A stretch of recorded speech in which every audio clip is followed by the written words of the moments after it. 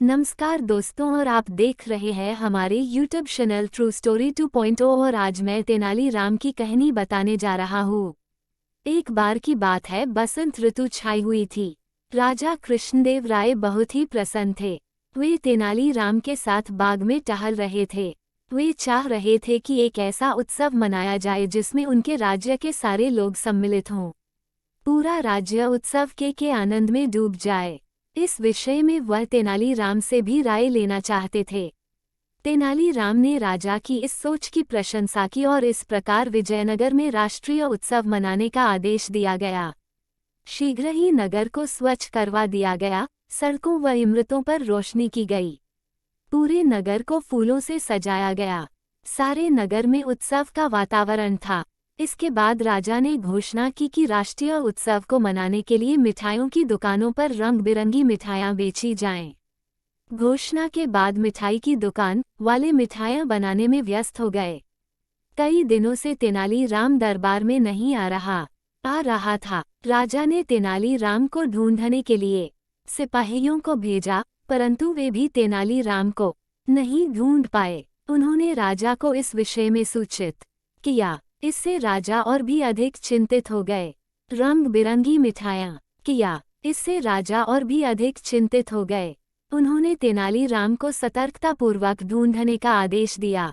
कुछ दिन बाद सैनिकों ने तेनाली राम को ढूंढ निकाला।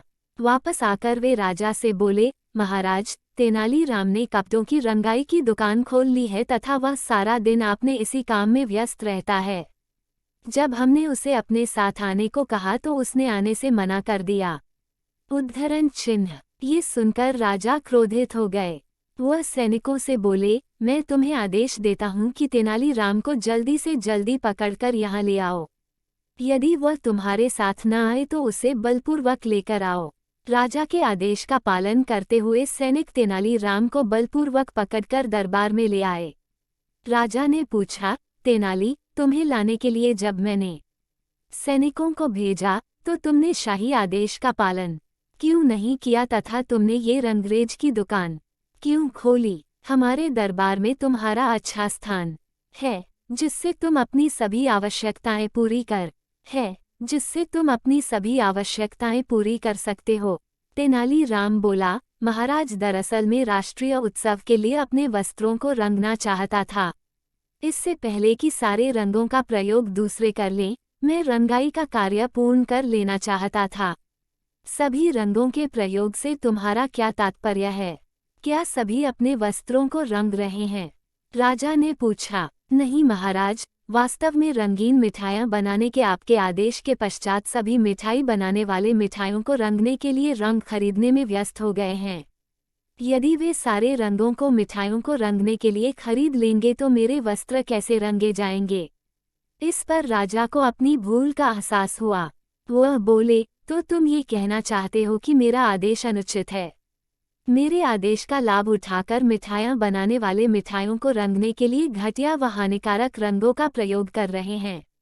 उन्हें केवल खाने योग्य रंगों का ही उपयोग करना। इस पर राजा को अपनी भूल का एहसास हुआ। वह बोले, तो तुम ये कहना चाहते हो कि मेरा आदेश अनुचित है? मेरे आदेश का लाभ उठाकर मिठाइयाँ बनाने वाले मिठाइयों को रंगने के लिए घटिया व हानिकारक रंगों का प्रयोग कर रहे हैं।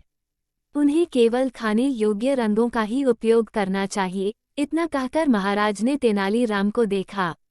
तेनाली राम के चेहरे पर वही चिर परिचित मुस्कुराहट थी।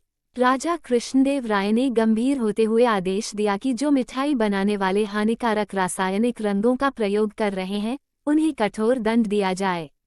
इस प्रकार तेनाली राम ने अपनी बुद्धि के प्रयोग से एक बार फिर विजयनगर के लोगों की रक्षा की।